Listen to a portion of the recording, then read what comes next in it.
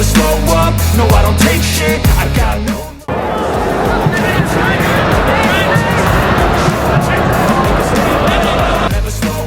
Striker asal Brasil menyebut berkiprah untuk Indonesia bagaikan mimpi, dan ia berdoa semoga mimpi membawa nama Indonesia di kancah internasional bisa terwujud suatu saat nanti. David Da Silva tampil sebagai top skorer Liga 1 musim lalu setelah mencatatkan 30 gol dan 26 assist untuk membantu Persib Bandung menjadi juara. Ditulis media Malaysia Makan Bola, Rabu, 25 September 2024. Menurut Da Silva, keberhasilan yang diraih sebagai top skorer ini sangat berarti dalam hidupnya yang juga merupakan hasil kerja keras sepanjang karirnya sebagai pesepak bola. Ini akan menjadi penghargaan paling berarti dalam hidup setelah saya bekerja keras untuk sukses. Ini, dikata mantan pemain Trengganu FC itu kepada Transfermarkt Indonesia saat menerima trofi tersebut. Disinggung soal masa depannya di Indonesia, David Da Silva berharap bisa membuka mata Shin Tae-yong agar memberinya kesempatan mengenakan jersey Sang Garuda. Saya rasa saya akan menetap di sini, Indonesia, dan saya berharap bisa bermain untuk tim nasional juga, dikata David Da Silva. Saya ingin memakai jersey Indonesia. Hai Shin Tae-yong, saya di sini. Saya rasa timnas perlu mencetak lebih banyak gol, ujarnya sambil tertawa. Ini adalah mimpi, kita harus memimpikan sesuatu yang tinggi. Semakin banyak kita bermimpi, aspirasi, semakin banyak pula kita berdoa, dikata David Da Silva. Jadi saya berharap, saya termasuk orang yang terkabul doanya untuk mendapatkan kesempatan itu, mengenakan jersey Timnas Indonesia, ditutupnya. Saat ini Timnas Indonesia memang tengah gencar mencari stiker untuk mempertajam lini depan skuad Garuda. Mauro Zijlstra dan Jair Riedewald digadang-gadang menjadi solusi atas tumpulnya lini depan tim merah putih. Striker asing yang saat ini membela tim Liga 1 di Indonesia Persib Bandung, David Da Silva mengungkapkan keinginannya untuk mengenakan jersey Timnas Indonesia di bawah bimbingan pelatih kepala Shin Tae-yong. Tak bisa dipungkiri jika perkembangan pesat dari Timnas Indonesia juga berkat kehadiran para pemain naturalisasi. Pemain-pemain seperti Jai Ijes, Kelvin Verdong, Ragnar Oratmangoen, Martin Paes hingga Nathan Choi Aon kini mengisi pos-pos utama di skuad Timnas Indonesia. Hal itu juga yang membuat para pemain naturalisasi di dalam skuad Timnas Indonesia perlahan mulai mendapatkan sorotan. Termasuk Nathan Choi Aon yang ternyata pernah mengungkapkan perasaannya bergabung dengan Timnas Indonesia. Hal itu ia sampaikan saat dirinya diwawancarai oleh salah satu media dari Inggris, BBC. Pemain yang saat ini bermain untuk klub Swansea City, itu mengatakan satu hal luar biasa yang ia rasakan setelah bergabung dengan Timnas Indonesia. Bagi Nathan, fans Indonesia adalah fans luar biasa, dan sangat totalitas mendukung mereka. Pertama kali datang ke stadion sungguh menyenangkan. Kamu bisa melihat semua penggemar dan dukungannya. Dan tentu saja yang kami lakukan ini untuk membuat mereka bangga. Sungguh luar biasa, sungguh menyenangkan, dikata Nathan Choi Aon ke media BBC. Meskipun dirinya mengawali karir di Belanda, Nathan mengaku kalau kali ini dirinya baru merasakan dukungan yang begitu luar biasa dari supporter. Menariknya, Nathan Choi Aon tersebut mengaku jika dukungan seperti itu tidak ada di Belanda. Selain itu, Nathan juga mengungkapkan keinginannya untuk bisa membawa Timnas Indonesia mencapai level tertinggi. Menurut saya kami bisa menempatkan negara ini di peta sepak bola Asia. Pertama kali main di GBK sangat menyenangkan, jelas Nathan. Saat ini, Timnas Indonesia sedang berjuang di ajang kualifikasi Piala Dunia 2026 zona Asia. Bersama dengan 5 tim lainnya, Timnas Indonesia yang diarsiteki Shin Tae-yong memperebutkan tiket bermain di Piala Dunia 2026. Di grup C, Timnas Indonesia harus bersaing dengan 3 negara langganan Piala Dunia yakni Arab Saudi, Australia dan Jepang. Punggawa Timnas Indonesia yang belakang namanya melejit yakni Nathan Choi Aon ternyata pernah membagikan bagaimana perasaannya setelah memutuskan untuk menjadi seorang WNI. Di bawah arahan pelatih asal Korea Selatan, Shin Tae-yong, Timnas Indonesia terus menunjukkan peningkatan performa dan kualitas. Pelatih Shin Tae-yong diberi kesempatan untuk menyusun strategi agar Timnas Indonesia dapat melaju di setiap babak serta meningkatkan peringkat skuad Garuda di dunia. Terlebih Timnas Indonesia sebentar lagi akan menghadapi laga kualifikasi Piala Dunia 2026 mendatang. Dilihat dari perkembangannya membuat Timnas Indonesia kebanjiran minat dari sejumlah pemain keturunan di Eropa untuk bergabung dan perkuat skuad Garuda. Namun tidak bagi mantan bintang muda Ajax Amsterdam ini yang pernah menolak tawaran gabung Timnas Indonesia. Pemain tersebut yaitu Jasper ter Heide, mantan wonderkid Ajax Amsterdam yang punya garis keturunan yakni Belanda, Korea Selatan, dan Indonesia. Bintang muda keturunan Belanda ini justru menempatkan Timnas Indonesia sebagai prioritas terakhir saat melanjutkan karir internasionalnya. Jasper ter Heide lahir di Amsterdam pada 29 Maret 1999 memiliki darah Indonesia dari ibunya, sedangkan ayahnya berasal dari Korea Selatan yang diadopsi keluarga Belanda. Pemain 25 tahun tersebut memulai karir sepak bolanya bersama Akademi AS Alkmaar sebelum pindah ke Ajax Amsterdam pada tahun 2014. Di level junior, Jasper ter Heide tak tergantikan di skuad Belanda kelompok umur, mulai dari U15, U16, hingga U19. Ia bahkan satu angkatan dengan bintang Bayern Munchen, Matthijs de Ligt. Kegemilangan Jasper ter Heide di level junior tidak berbanding lurus dengan tingkat senior lantaran sulit menembus tim utama Ajax hingga memutuskan hengkang pada 2020. Pada musim berikutnya, Jasper beralih ke SC Cambuur yang saat itu juga diperkuat Ragnar Oratmangoen. Keduanya bahkan sukses membawa klub tersebut promosi ke Eredivisie pada musim 2021-2022. Keberhasilan itulah yang membuat keduanya langsung dikait-kaitkan bakal membela timnas Indonesia melalui program naturalisasi dari PSSI. Alih-alih menerima tawaran tersebut, Jasper ter Heide memilih untuk tidak menanggapi pendekatan yang dilakukan oleh timnas Indonesia. Jasper ter Heide justru lebih menunggu kalau ada panggilan dari Belanda atau Korea Selatan yang menurutnya punya kedekatan khusus daripada Indonesia. Setelah itu, Jasper ter Heide masih menjadi andalan SC Cambuur meski belum mendapat panggilan dari negara yang ia harapkan yakni Belanda atau Korea Selatan. Namun secara mengejutkan, SC Cambuur memutus kontrak Jasper ter Heide pada musim berikutnya dan sempat berstatus bebas transfer selama 2 bulan. Ia kemudian direkrut oleh klub kasta keempat Liga Spanyol yakni CF La Nucía pada Maret 2023 dan mendapat kontrak selama 1 musim. Bersama CF La Nucía, Jasper ter Heide kesulitan menyegel tempat utama di sektor tengah dan hanya diturunkan sebanyak 11 penampilan. Sejumlah pemain keturunan Indonesia kini mendapat kesempatan besar untuk perkuat timnas Indonesia. Hingga kini PSSI gencar mencari pemain sepak bola berbakat keturunan Indonesia untuk perkuat timnas Indonesia.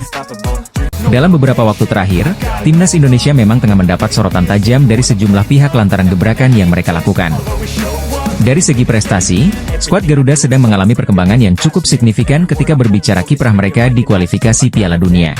Terbaru, pasukan Shin Tae-yong mampu menahan imbang 2 tim raksasa Asia yakni Arab Saudi dan Australia dalam 2 laga awal kualifikasi Piala Dunia 2026. Hal itu sekaligus menasbihkan timnas Indonesia sebagai satu-satunya negara Asia Tenggara yang belum pernah kalah dalam 2 laga pertama babak ketiga kualifikasi Piala Dunia. Maka dari itu, untuk sementara waktu timnas Indonesia berhak menempati posisi keempat klasemen kualifikasi Piala Dunia 2026 atau zona aman untuk lolos ke babak selanjutnya. Bukan cuma berbicara tentang prestasi, para pemain timnas Indonesia saat ini juga menuai perbincangan lantaran banyak memanfaatkan penggawa keturunan Eropa. Terdapat pro dan kontra terkait fenomena naturalisasi yang dalam beberapa waktu terakhir masif dilakukan oleh timnas Indonesia besutan Shin Tae-yong. Kendati demikian, langkah tersebut justru mampu mendongkrak prestasi sekaligus menjadikan timnas Indonesia sebagai negara yang diperhitungkan di level Asia. Di sisi lain, fenomena banyaknya pemain keturunan Eropa yang mulai berminat bela timnas Indonesia mendapat tanggapan dari media asal Korea Selatan. Melalui sebuah artikel yang dirilis Minggu, 22 September 2024, MK Sports menyoroti skuad timnas Indonesia yang memainkan 11 pemain keturunan Eropa di kualifikasi Piala Dunia 2026 lalu. 2 pertandingan sebelumnya, kualifikasi Piala Dunia, melibatkan 11 pemain kelahiran Belanda dan Belgia, jerilis MK Sports. Media ternama asal Korea Selatan tersebut bahkan merasa heran karena pemain Eropa tersebut akhirnya mau bergabung ke timnas Indonesia setelah dilatih Shin Tae-yong. Sebagai informasi, kiprah Shin Tae-yong sebagai pelatih kelas dunia tak perlu diragukan lagi. Salah satu pencapaian impresifnya ialah pernah bawa Korsel kandaskan juara dunia Jerman. Mungkin faktor inilah yang membuat pemain keturunan Eropa khususnya Belanda pada akhirnya memilih timnas Indonesia sebagai karir internasionalnya. Kebanyakan dari mereka memilih tim nasional sepak bola Indonesia setelah pelatih Shin Tae-yong mengambil alih, ditulis MK Sports, Minggu, 22 September 2024. MK Sports menambahkan kalau Shin Tae-yong berhasil meyakinkan pemain tersebut untuk bisa membawa timnas Indonesia lolos Piala Dunia. Dalam waktu dekat, timnas Indonesia akan kembali berlaga di babak ketiga kualifikasi Piala Dunia 2026 yaitu melawan Bahrain dan Cina pada Oktober mendatang. Fenomena pemain keturunan Eropa yang berbondong-bondong membela timnas Indonesia menjadi sorotan dari media Korea Selatan. Media asal Korea itu merasa keheranan lantaran pemain-pemain asal Eropa tersebut akhirnya bersedia gabung ke timnas Indonesia. Timnas Indonesia memiliki memori yang kurang enak dengan Bahrain. Pasalnya, timnas Indonesia pernah dibantai 10-0 oleh Bahrain dan itu menjadi kekalahan terburuk dalam sejarah skuad Garuda. Namun kini timnas Indonesia tampil sangat berbeda di bawah asuhan Shin Tae-yong. Banyak pihak yang optimis bahwa timnas Indonesia mampu balas dendam ke Bahrain karena saat ini skuad Garuda diperkuat banyak pemain naturalisasi dengan pengalaman bermain di Eropa. Apalagi nanti ketika menghadapi Bahrain, timnas Indonesia diperkirakan sudah diperkuat oleh Mes Hilgers dan Eliano Reijder. Walau begitu, rupanya media Vietnam masih saja pesimis dengan peluang kemenangan timnas Indonesia.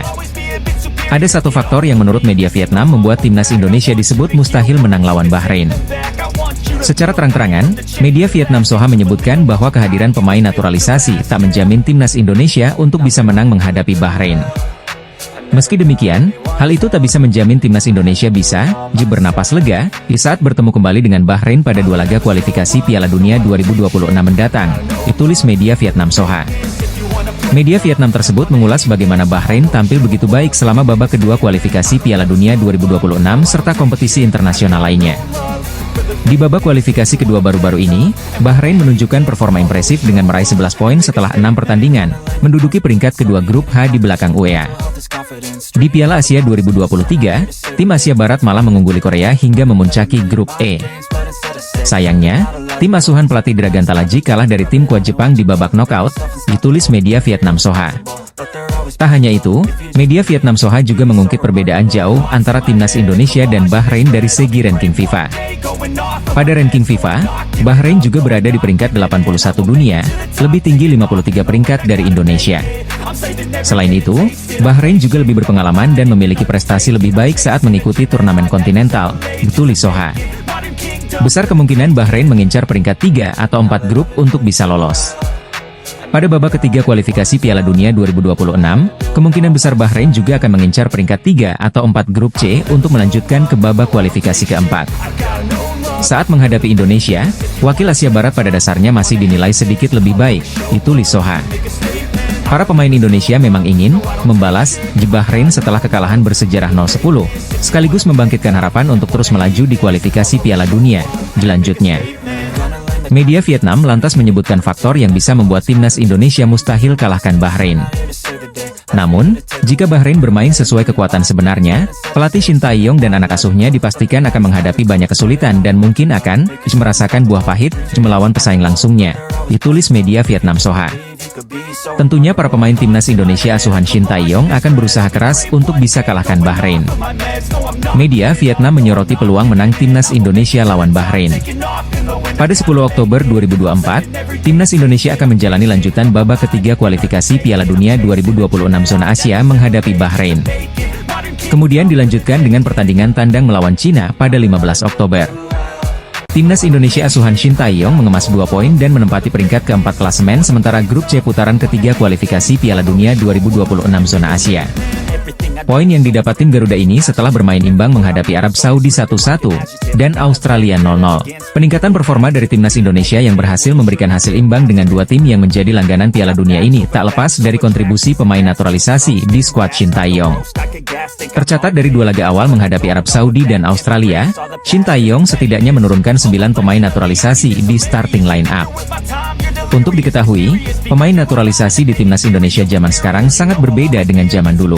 Pasalnya, pemain naturalisasi era Jai Idzes, Justin Hubner dan kawan-kawan dinaturalisasi dengan pertimbangan ada garis keturunan darah Indonesia, baik orang tua hingga kakek neneknya.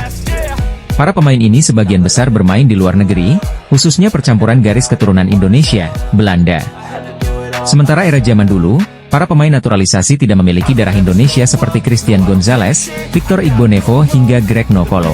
Mereka awalnya bermain di Liga Indonesia dan melalui proses naturalisasi dengan syarat bertempat tinggal di Indonesia selama minimal 5 tahun berturut-turut. Beberapa supporter Jepang memberikan komentar atas program dan kontribusi pemain naturalisasi di skuad timnas Indonesia. Saya kira cara Indonesia efektif dalam jangka pendek, tapi bagaimana dalam jangka panjang? Diungkap fans tim berjuluk Samurai Biru. Saya terkejut mereka bermain imbang melawan tim bergengsi, Arab Saudi dan Australia, yang peringkatnya lebih tinggi dan pernah berpartisipasi Piala Dunia terakhir, komentar fans Jepang. Berbagai reaksi supporter Jepang melihat pemain naturalisasi timnas Indonesia yang terus mengalami peningkatan dan memberikan peran signifikan. Dalam beberapa waktu terakhir sudah banyak pemain keturunan yang akhirnya rela tampil untuk tanah leluhurnya yaitu Indonesia. Terbaru, Timnas Indonesia bakal kedatangan amunisi dari Belanda dalam diri Maes Hilgers dan Eliano Reijnders yang dijadwalkan bakal disumpah sebagai WNI. Tapi untuk bisa bersaing dengan tim-tim kuat di kualifikasi Piala Dunia 2026, Timnas Indonesia masih perlu kedalaman skuad yang diisi oleh pemain-pemain berkualitas. Situasi itu membuat Shin Tae-yong maupun tim dari PSSI mulai bergerilya mencari diaspora di luar negeri yang diproyeksikan untuk Timnas Indonesia. Meski telah melakukan pencarian pemain keturunan di seluruh dunia, namun ada penggawa berdarah Indonesia yang luput dari pantauan PSSI dan Shin Tae-yong. Adalah Mikael Egil Elertsson, gelandang berbakat keturunan Jakarta yang juga rekan setim dari pemain Timnas Indonesia Jai Idzes di Venezia.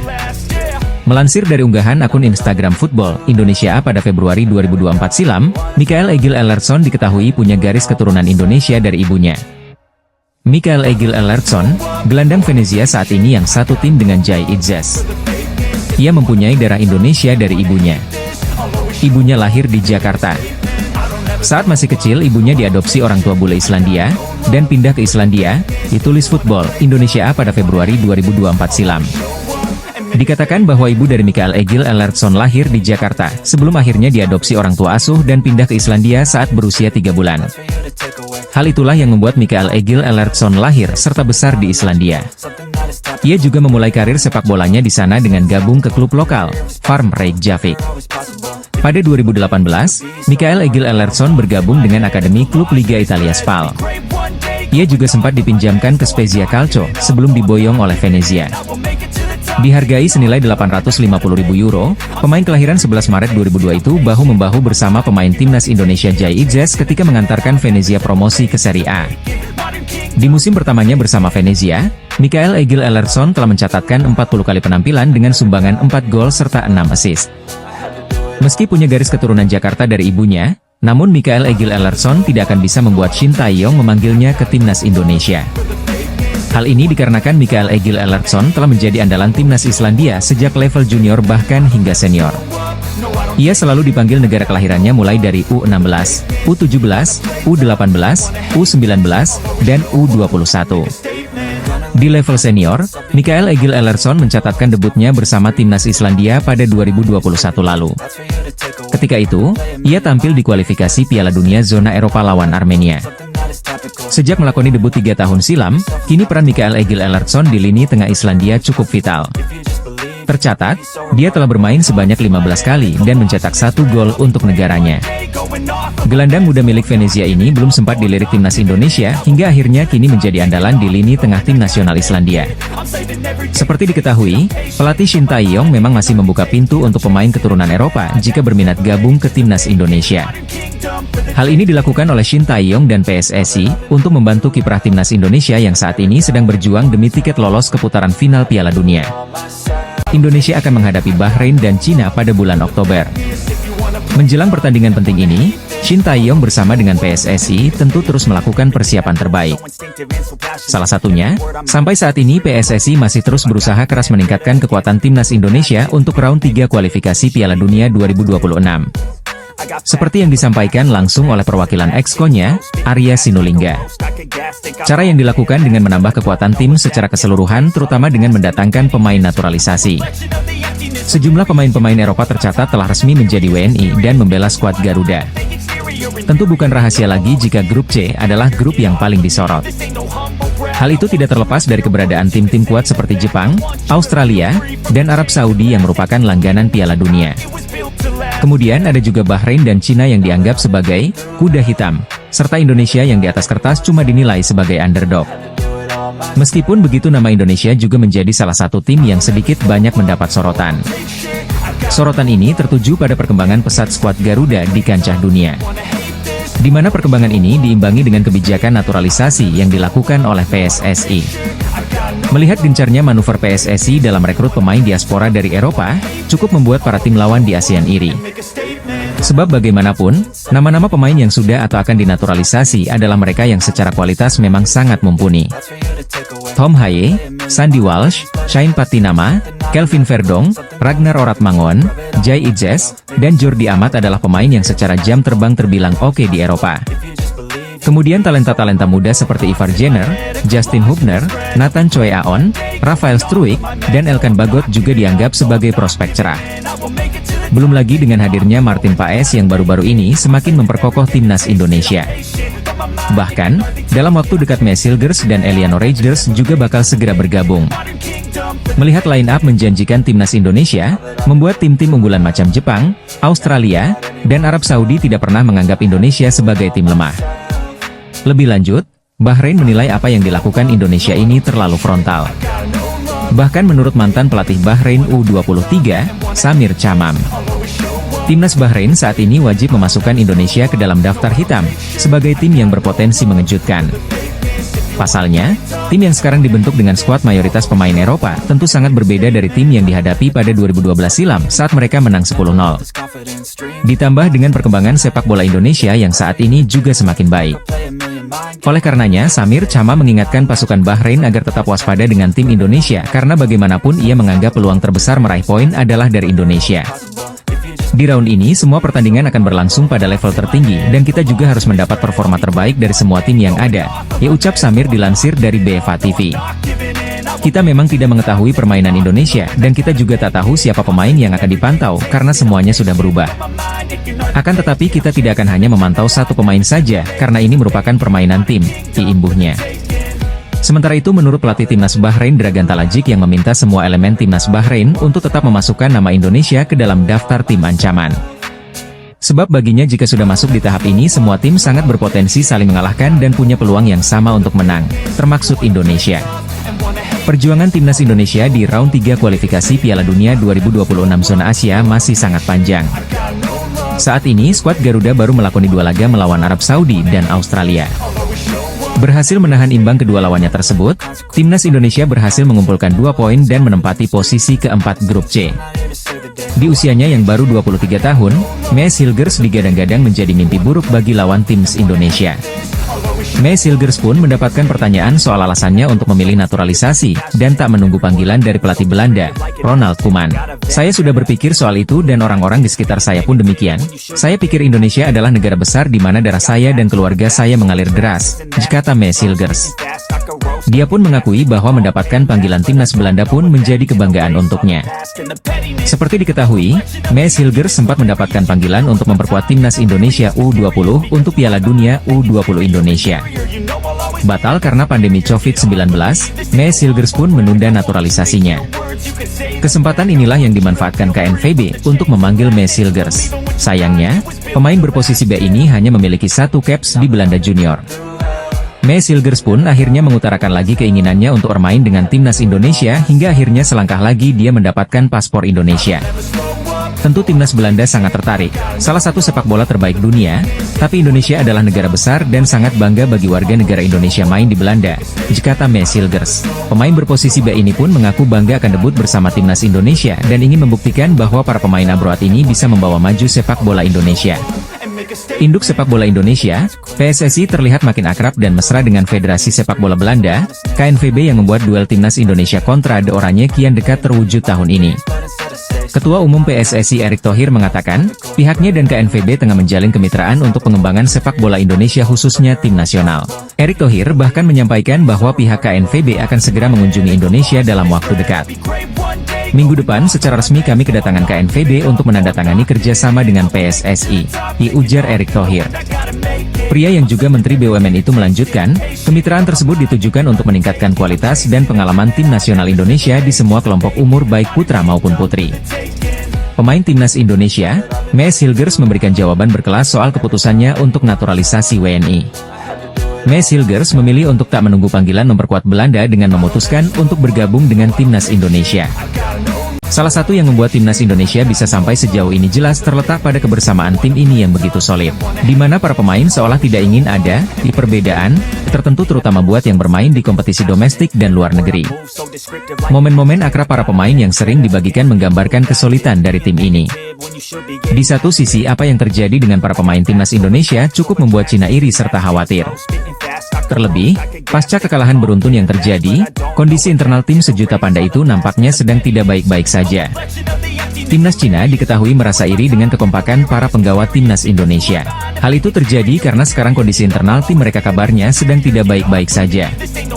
Kekalahan 7-0 atas Jepang dan 1-2 dari Arab Saudi, membuat supporter mereka mengkritik habis-habisan. Pada akhirnya itu membuat mental para pemain Cina dikabarkan goyah serta mulai saling menyalahkan satu sama lain. Ditambah isu pemecatan Branko Ivankovic sebagai pelatih dianggap kian memperkeruh situasi. Menurut salah satu media Cina, NetEase, nasib pelatih timnas Cina Branko Ivankovic kabarnya akan ditentukan tergantung hasil laga melawan timnas Indonesia Oktober nanti. NetEase menyebut Branko Ivankovic bakal dipecat jika skuad negeri tirai bambu kalah dari tim Garuda di bulan Oktober nanti. Perlu Anda ketahui, pertandingan kandang melawan Indonesia adalah pertarungan hidup mati bagi pelatih Ivankovic. Jika timnas Cina gagal mencetak poin melawan Indonesia di kandang sendiri, Ivankovic pasti akan dipecat, ditulis NetEase. Tentu apa yang dialami oleh Cina itu sangat berbanding terbalik dengan kondisi timnas Indonesia. Para pemain, pelatih, hingga staf diketahui selalu menjaga keharmonisan dan keakraban, yang mana itu semakin menjadi vibes positif. Bahkan saat ada pemain baru yang bergabung, mereka sebisa mungkin dengan cepat menerima dan beradaptasi. Seperti Martin Paes misalnya yang begitu enjoy menjalani hari-harinya di timnas Indonesia, termasuk saat di ospek bernyanyi di depan semua pemain dan staf pelatih. Lalu Messi Hilgers dan Eleanor Rogers yang meskipun baru sekali ikut latihan dan perkenalan seketika sudah terlihat nyaman. Pada intinya sebisa mungkin para pemain menciptakan suasana yang menyenangkan agar tim ini bisa selalu kompak.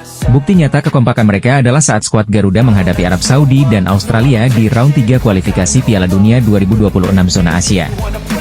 Melihat perkembangan positif timnas Indonesia tentu saja kita patut berbangga.